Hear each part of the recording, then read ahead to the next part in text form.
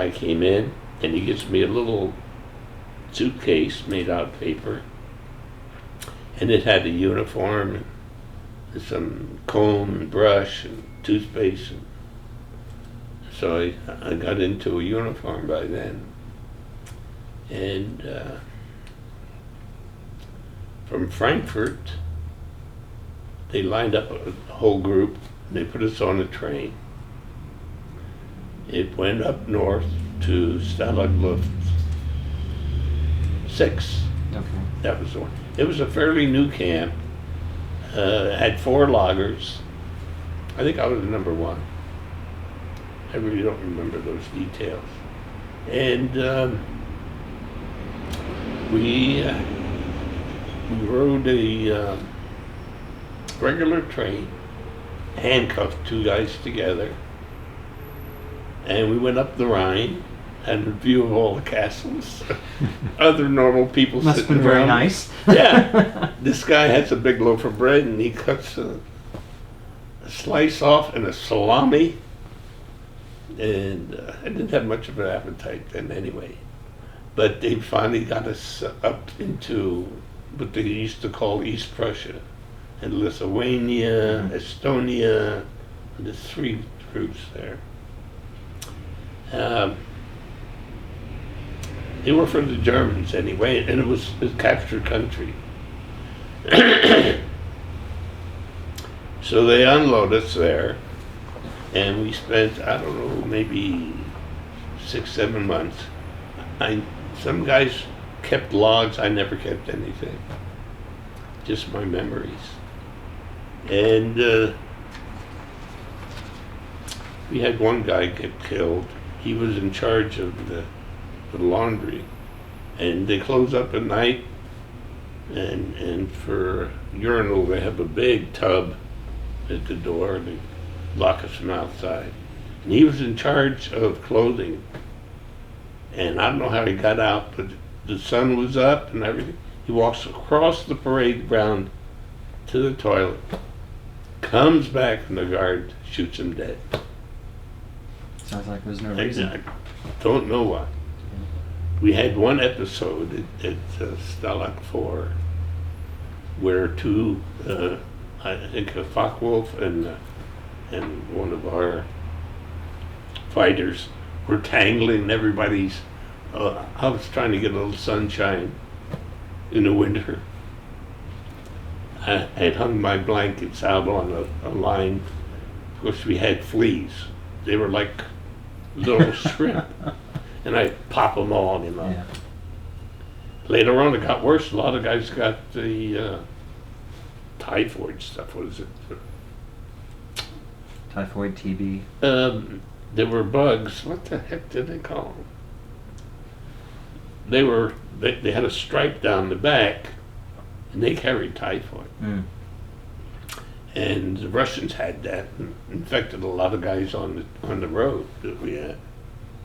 But anyway, these 2 fighters were tangling, and the ME-109 got hit and took a dive, and he's diving right towards the camp, and everybody's out there looking, and he just nosed and plowed into the trees just outside the camp. Everybody gets a hooray! And the guards up in the towers let go with the machine gun. Yeah. Now I'm laying flat on my back, and my barracks is right in front of me, the window, thank goodness, was open. How I did it, I don't know. From my back, I went up into the barracks when they started the shooting. I still to this day don't know how I did it. Some of the guys used to train and exercise. We had some real exercise nuts. Yeah. They would do tricks, you know. Anyway, I don't know how I did that, but then finally stopped firing. Yeah. That, we left the Stalag Luft 4. Mm-hmm. We'd been all interviewed by the SS.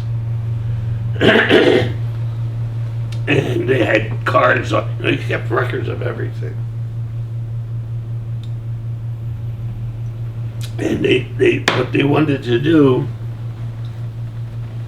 was put all the Jews in one barracks. And you know what happens then? Then you get shipped off as a group and into Auschwitz.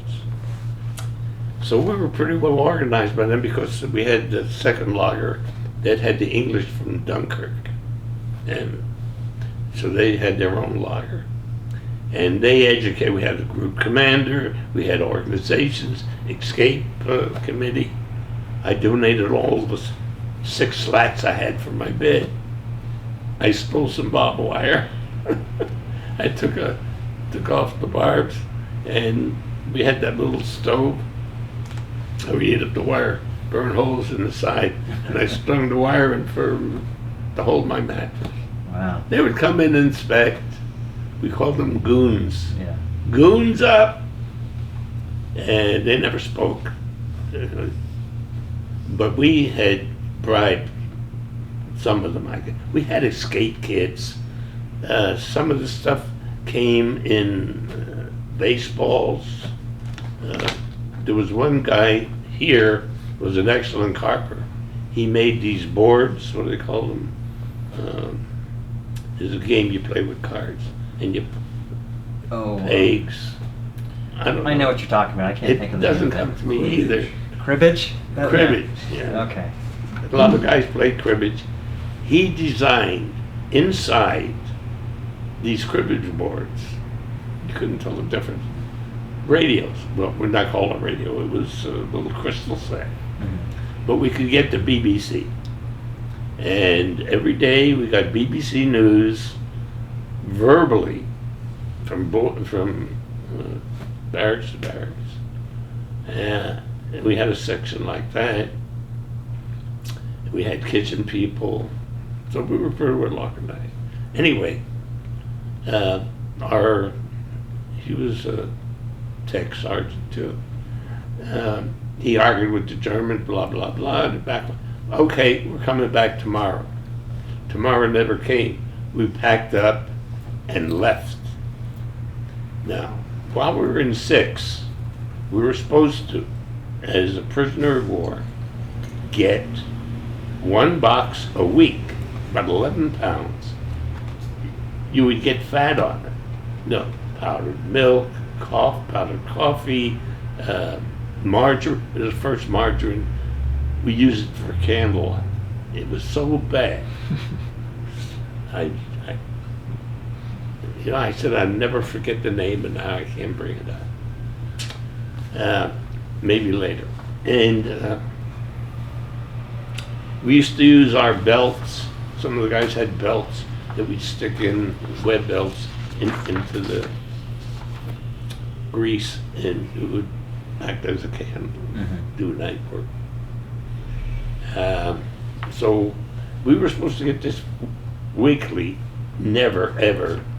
We got 1 box a month, just me and my partner. Now my partner, Harley R. Hallam. He looked like Boris Karloff. Never said too much. And we buddied up in prison camp. I don't know how or why, since we left the interrogation. Now he used to smoke. They had cigarettes, which was our money. That's how they bribed all the guards, whatever they wanted. And we get, I don't know, a few packs in each package. The salt and pepper they took away. I don't know why. The dogs went around and smelled the pepper or whatever.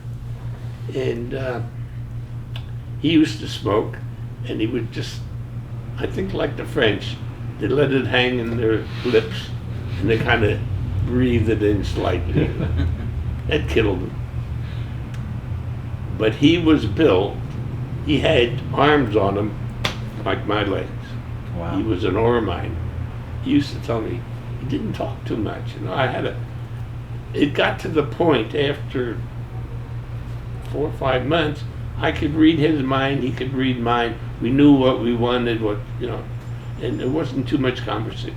We got a few sentences out, that was about it for the day. and he played cribbage. He liked it. He used to tell me stories as an ore miner. He used to go fishing in the rivers wherever he was. He says, with a half a stick of dynamite. And then he used to go, I don't know what they call it, where they go into the river and go in the bank and stick their hands in the holes, and the big catfish bite you, and then you pull them out. Oh, jeez. There's a TV program I saw of it. I don't remember the name that they call it. And it's a kind of a yearly event that these guys go in. I don't know how, I don't remember the channel either, but they were bringing out fish this big. And if you got one that was bigger than you, he pulled you in. I don't know what they call that fish. That and dynamite was how they got their catfish. And Jack, you were just getting into the forced march. Can you tell us about that? But we had more than one. Oh, well, what was the one that was near the end of, in March of 45 or so, or April when the Russians were coming, you were moved? Yeah, we were in Stella before. The trip before we got from 6 to 4 is one special item. They packed us up, like I say, and they had a warehouse full of our food. They gave each man two cartons, which we carried with whatever we had accumulated. And on our way from 6 to 4, they put us into these cattle cars. Standing up, packed like sardines, and we went to the coast. I forgot what the name is. Baltic, is it? Or was that south? I can't remember. I'd have to look at a map. Mm-hmm. Anyway, and they drove us by train standing up like that. And a lot of guys were urinating, defecating, throwing up. It was a holy mess. We got to the port and they packed us into a freighter. And this freighter was empty down below. And there was a ladder that we went down, and they started to pack us up like sardines again. I took my belt and I ran it through the side of one of the ribs and partially hung myself that way above the crowd that was packed in there. Some of the guys bribed the sailors later to open the hatch and bring down some water for cigarettes. And when they got the cigarettes, they almost drowned us with water. I never urinated on the whole trip. I think it was 3 days. I just hung there. I lost track of the days, but it was about 3-4 days, I think. And we went down the coast to Poland. What's the name of the big city? Boy, this stuff is really fading. Yeah, I'd have to read to come up with it. Sometimes it pops in minutes later. So we unloaded, and like I say, I never ate, drank, and never urinated. So when I climbed up on the top, they wanted us to urinate before we boarded the train, and I just couldn't go. So the guy takes my hand and sticks it in a bucket of water, and I did a little bit. It wasn't much. I was really getting dehydrated. So they put us in this train. Now, half of it, they had some timber, the tree stuff, and a little straw on it, and we sat in a circle in the half side. The other side were some young, I think they were going Marines. They had long French bayonets on their rifles, because France was already capitulated. And so we rode, and we had one smart aleck that he escaped, I think, 3 or 4 times. He was a Jew. Why they didn't shoot him, I have no idea. Anyway, so we're all wearing everything we could put on, carry, and it got hot in there. So I opened one of the packages, and it had a milk can, but with the rounding key. We were handcuffed together. They're Mickey Mouse handcuffs, but so I triggered one of the cuffs, and then I took my jacket off, and then Harley wised up. I gave him the key, and they started passing it around. When it came to this joker, he unbuckled himself and he shows the kids the key. Mm-hmm. So I don't know how they communicated, but they did. Stop the train.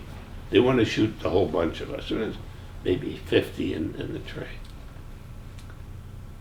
So our camp leaders was arguing. They had taken our shoes and belts away too, and were handcuffed. So there was a big argument for about a half hour, and that went over. And we finally reached a little depot. It's a very small little depot. I wouldn't call it a depot. And there was a box in front of it, and we get unloaded, and they give us our shoes and belts back.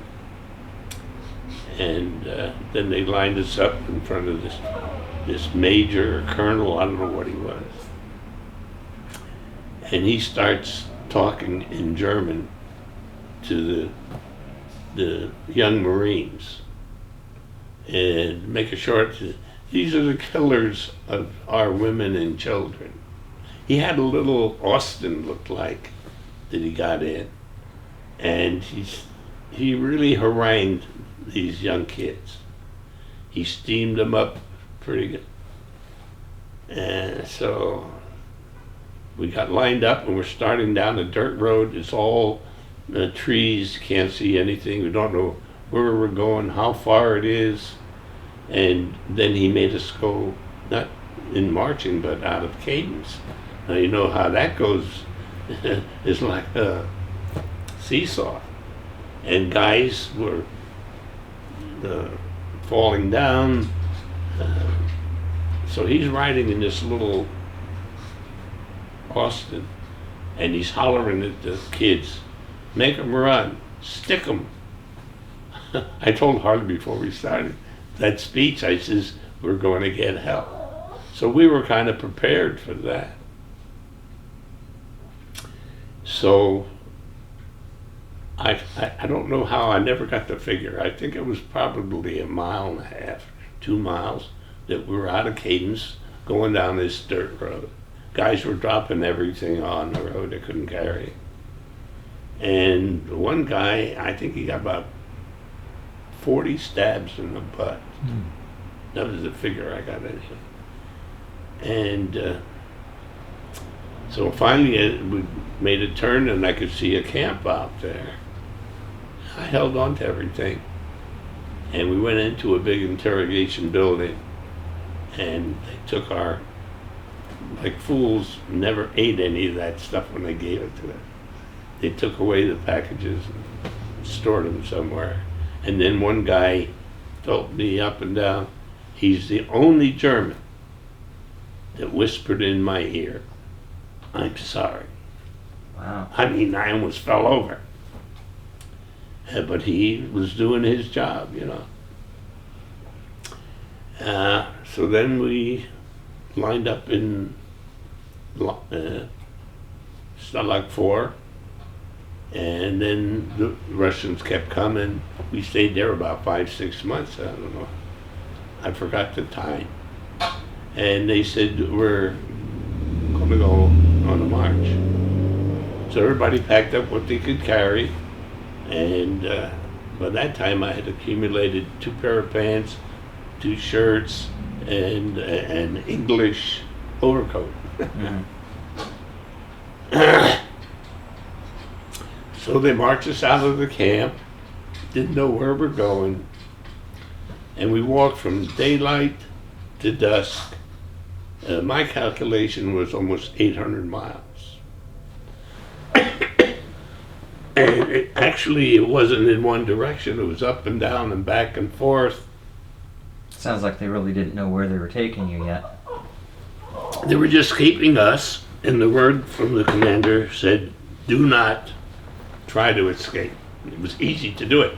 By that time, the guards that we had from the camp, they disappeared, and they had guys 60, 65 years old. They could hardly carry their rifle. So escape was easy. A lot of guys did. They didn't listen to the commander. And we went from dawn to dusk. If there was a barn, he got permission to pack us in there, give us some kohlrabi that they dug up, or some of the pigs didn't get their potatoes, and we just walked from day. We had about 2,000 airmen, I think, in this one lager. I don't know how many dropped off the side. I had one buddy. They made a big mistake. The first night, I think it was raining. We marched out until dark. Then we found a barn. Got permission to go into the barn. And they undressed, or they took off their shoes. The biggest problem was they took off their shoes. So in the morning when they had to get up, their feet were swollen and they couldn't put their shoes on. So they walked barefoot, whatever, carried their shoes, and it was starting to get, we were 3 months actually on the road. That's how I calculated the 800 miles. Mm-hmm. And we did that, we stopped midway in that march to a big lager that had everything in the world you can imagine. Italians, Russians, and they put us into in the parade ground, a tent, like a circus tent. And we laid shoulder to shoulder on a little straw on the ground. I never took off my clothes in 3 months, or my shoes. I would open up my pant leg and let the dead skin fall out. And my shoes, my body dried myself, and I was fine as far as that. By that time I weighed about 98 pounds. Wow. So we went into this camp, and it was really crowded. So I walked past the guard into another section of the lager there, and it was a kitchen, and they were making soup. It was kohlrabi and water and whatever they could throw in. Once in a while we got what we called P-38 soup. What was that? When they shot up the horses. That's we named the name from the kitchen. But then we stayed there, a couple of weeks, I think. And some of the guys still had some of their coffee. Coffee was priceless. And some of the farmers on the outside up against would pass coffee for food, a loaf of bread. Some guys, I don't know how they had their watches, but they traded their watches during that trip. Anyway, I could hear the Germans. They were still, every German in Germany knew what was happening. I don't give a damn what they said. And he was still propagandizing our guys while he was making the trade. That was really funny. How do you feel about the Germans today? Well, I wouldn't sit in a Volkswagen for about 15 years, I guess. But time passes. But don't tell me that every German didn't know what was going on. They must have had thousands of these camps. The big ones, you could even smell the smoke. Smell. But anyway, I have a funny story of that one too. And the other side was a farm, and there were some chickens, and the double barbed wire, big. And some of the chickens had gotten in to the barbed wire. At one place, I had there was a pile of grain. Well, it was chaff, really. I used to pick the rye out, and I put it in one of my socks. Now, you can never chew rye. It turns into chewing gum. So I swallowed it the way it went in and went out the same way. But it was something to, and most everybody had diarrhea. Some of the guys at the early trip with the young guards, they were chewed by the dogs. They had to squat and get off the road. And so we lost a few guys like that. Anyway, I said to Harley, I'm going to get me a chicken. Why? I don't know. What would I do with it? Had no facilities at all. So I took some of the sack of rye, and I would pick up some gravel. I'd throw the rye. Chick, chick, chick, chick, chick. I convinced one to come through the barbed wire. And he's following me and fecking. And I'm so concentrated on what I was doing. I mean, I couldn't imagine that I concentrated on getting that chicken. And I got him almost up about 10 feet to the tent. And suddenly dawned on me, it's so quiet. And I turned around. The whole group of guards are standing there. They had changed guard. They're standing there watching me coach this chicken guard. I immediately turned around and went and lost myself in the tent. I don't know what happened to the chicken. But I did get a chicken the day before we were liberated. We were in a farm. Oh, the fireworks the night before was tremendous. I mean, they were really firing off. And we were in this farm. And I said to Harley, by that time we had built out of the coffee cans little Bunsen burners, and heated the water with little blowers. I mean, these guys, you get 2,000 guys together, there's geniuses there. They could do almost, guys would tear the hats that the Red Cross gave, or sweaters, and make hats out of them and sell them for cigarettes. I mean, it was a whole community that went on. 5-6 months in each camp. Yeah. So I see this chicken in the gully, beautiful, fat. I says, Harley. Oh, so we stayed at this farm. I guess everybody knew the war was just about over. The farmer wasn't. The next day he hung out the bed sheet. But so. I only had this English coat, and they posted one of the old men as a guard at the door of the barn for what I don't know. So I went out, and I walked up to the gully, and then I dropped down. Chicken wasn't paying attention. I grab it and I shove it under my coat. I'm holding my coat like this. I walk around. I'm trying to go into the barn. And the guard's looking at me, and the chicken's going, he looks at me, and I look at him, and I'm walking. Meantime, Harley boiled up a couple cans. He wrung its neck, and and one can went on pulled the feathers off, and when he stuck it, it was like a balloon. It was diseased, I'm sure. Okay, gotcha. All the water just... We parboiled it and ate it anyway. Well, tell us about the day you were liberated. Well, the next day after the big bombardment and my chicken, Englishman drove up in a Jeep with a driver. Had a .30 caliber on it, drove right in. Farmer hung his bed sheet out. He says, there's a mess about 1.5 miles down the road. And he drove off. I don't know.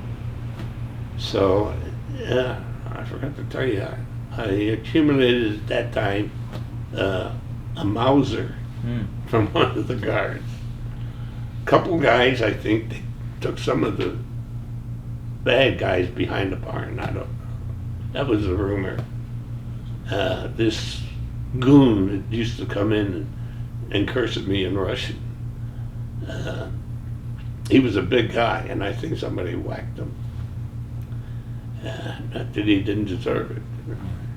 Anyway, everybody took off. Some took off in different directions. I mean, you're free, go. Yeah.